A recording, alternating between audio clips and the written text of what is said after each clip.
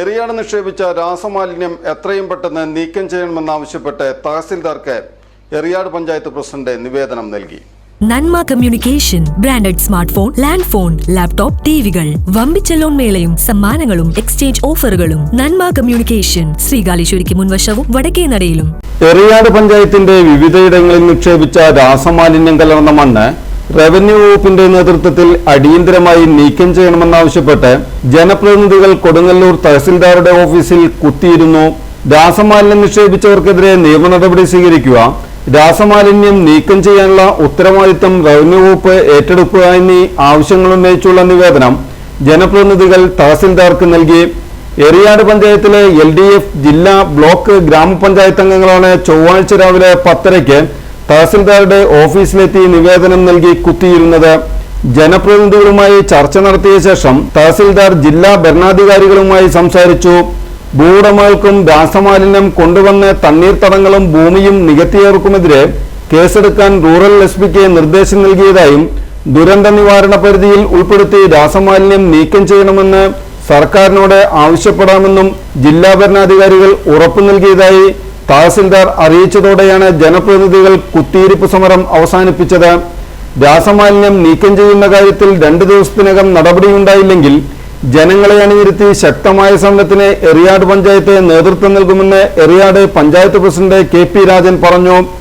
ജില്ലാ പഞ്ചായത്ത് അംഗം നൌഷാദ് കറുവപ്പാട്, ബ്ലോക്ക് പഞ്ചായത്ത് സ്ഥിരം സമിതി അധ്യക്ഷ AP Snehalatha, Eriyad panchayat vice president Sarabi Umar, സ്ഥിരം സമിതി അംഗങ്ങളായ CK ഹാരിസ്, സരിത പുരുഷൻ, BR റനീഡ് എന്നിവർ നേതൃത്വം നൽകി.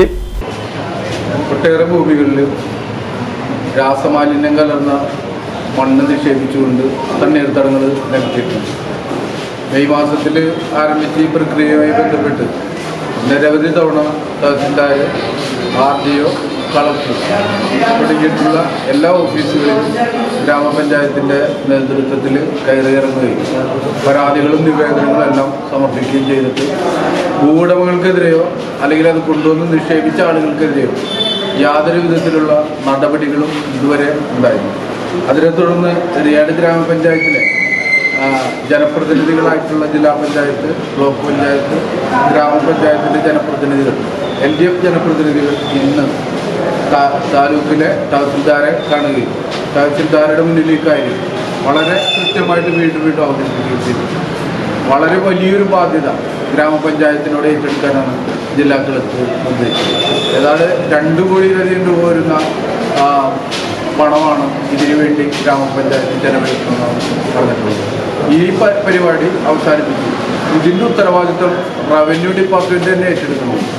ഈ പണം റവന്യൂ തന്നെ ചെലവഴിക്കണമെന്ന് ആവശ്യപ്പെട്ടുകൊണ്ടാണ് തഹസിൽദാരെ കണ്ടത്.